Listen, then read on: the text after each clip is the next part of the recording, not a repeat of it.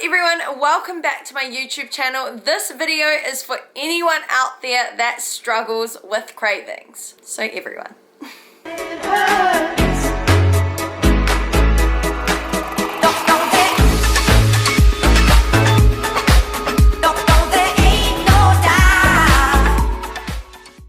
Every day I get direct messages from people asking me how to handle cravings around that time of the month, or just how to handle cravings in general. So I figured instead of always writing the same reply back to every single person, I would just create a video and explain my top 5 tips on how you can beat those cravings, hopefully so that you can stay on track and keep slaying your goals. The first thing I always recommend to anyone that gets cravings is to make sure that they are hydrated. I often find that I am more hungry and have more cravings if I'm not staying hydrated. So on the days that I train, I drink between 3 and 4 liters of water, and even on my rest days, I'm drinking about 3 liters of water. So making sure that I'm hydrated kind of just keeps those cravings at bay.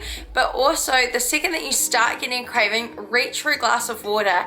I personally love water, but if you find water boring, feel free to, soak fruit in it. Maybe you want to put some lemon juice in it. Maybe you have some flavor drops. Whatever it is to flavor the water that makes you want to drink it, do that. Another option is using something like BCAAs so that you kind of get like a little sweet hit, but you also stay hydrated at the same time. Number 2, finding healthy alternatives. So often when on your fitness journey, there will be times that you are craving certain things, or around that time of the month, it is totally normal that you want to be craving some sweet things. And this is due to the hormones in your body around that time of the month. Don't worry, just be prepared with a plan on how to combat it. You know that next week you're gonna get your period, then in the weekend you should go out shopping and get some things to help you with that. I'm talking about low calorie jelly, low calorie ice blocks. I personally love these sorbet ones here in New Zealand. They're only 87 calories, fresh fruit, veggie sticks and hummus. Get some lower calorie alternatives that you can enjoy instead of reaching for a chocolate block. Having these low calorie alternatives means that you can kind of help put that craving at bay, but instead of eating a whole block of chocolate or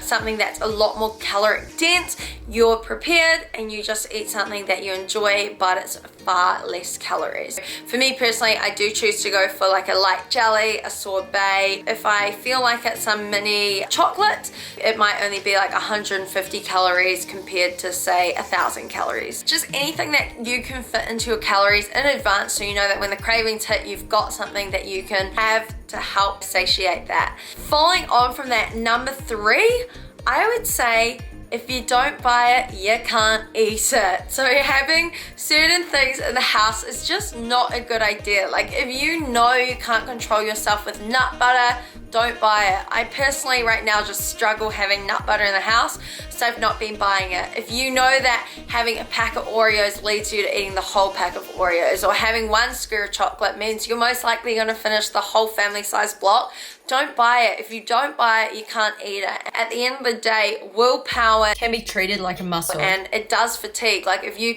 constantly have all these yummy things in the cupboard and you're always telling yourself no, no, no, eventually when the cravings really badly hit you, your willpower is going to be worn out and you're just going to go crazy on it. I recommend not buying those things. If you do decide that you want to have those things, make yourself go out of the house to buy them. I mean, most cravings pass within about 10 minutes if you can just push past that initial craving state of mind. Number 4, a good way to help push past those 10 minutes of initial cravings is brushing your teeth. brush your teeth. Mouthwash, chewing gum, all these kind of minty fresh things are great ways to help curb your cravings. So if I start craving something I know I'm not meant to be eating, particularly on comp prep, brushing my teeth is a savior, because who wants to eat after they've just brushed their teeth? So brush my teeth, I'll use some mouthwash, and if it's really bad, I'll even chew on some spearmint gum. All these 3 things combined is like a killer combination to stop you from, going straight to the cupboard and eating whatever you feel like. 5, over restriction and if it fits your macros. So those of you on the squad will know I truly believe that it is all to do with finding a lifestyle that you love and eating foods that you enjoy. Of course, you're not going to go out and eat chocolate all day every day. You're not going to go out and eat fast food all day every day either. But you know what? Sometimes you get cravings, and the best way to get rid of them is to have whatever you're craving. And this isn't something that you need to do all the time, but it's just realizing that one little chocolate bar isn't going to throw you off your goals. It's a matter of making it fit into your calories. Like, there's no food police here. You're not a bad person because you decide that you want to have an Oreo, you want to have a little ice cream. So it really comes down to knowing your calories, knowing your macronutrients, and being aware of your caloric intake. So if you decide that on a Friday you've been good all week and you've stuck to your macros and you still want to stick to them, but you're feeling like having an ice cream, then why don't you plan for that? So you decide, you know what, I'm gonna have breakfast, I'm gonna have lunch, I'm gonna skip out on my snacks today. I have 250 calories spare, so I'm gonna go out and buy an ice cream. And I mean, most ice creams in the supermarket and things have the nutritional information on the back. So learning to understand your caloric intake, the nutritional labels on foods, will allow you to fit in these kinds of foods that you enjoy while still achieving your goals.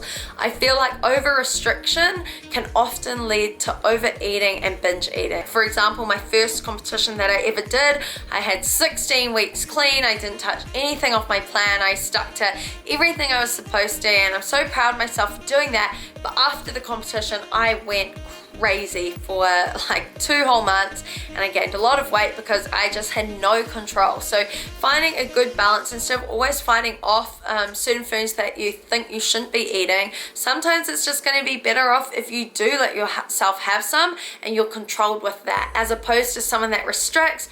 They then have one Oreo and they think, oh no, I've screwed up, I'll start tomorrow. When do you want to start? Monday. Today is Monday. And they decide to finish off the whole pack, because that mentality is just not going to help you. I definitely believe in, if it fits your macros, you can use the app MyFitnessPal to count your calories.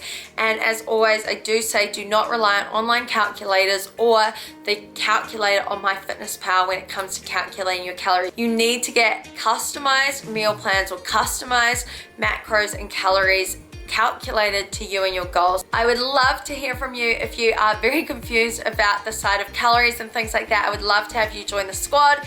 You can head along to anjuliemac.com and sign up so that I can help you and calculate everything tailored to you and your goals.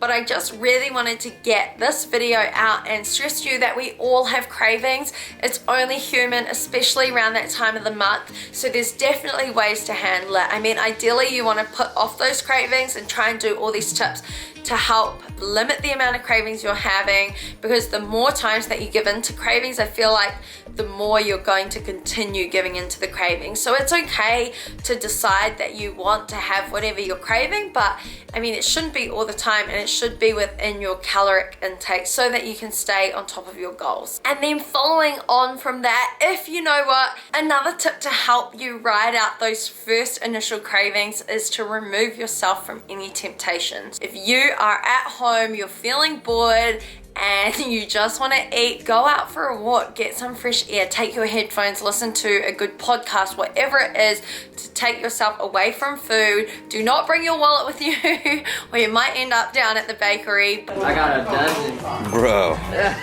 It is just a good way to remove yourself from that temptation and get some fresh air, get some good endorphins flowing, and just make things a lot easier. So the second that I get a craving, I will drink water, I will get out and away from temptation, I will try and put that thought out of my head and keep myself busy doing other things so that I can ride out past that kind of initial craving. And then if that doesn't quite work, that's when I'll go for the kind of lower calorie alternative. Following on from that, if you know what, it's your time of the month, and yesterday you just went crazy on the food, that's okay. Like, don't stress about it, don't beat yourself up about it, just pick yourself up and get back on track. Today is a new day. So I hope that these tips help you.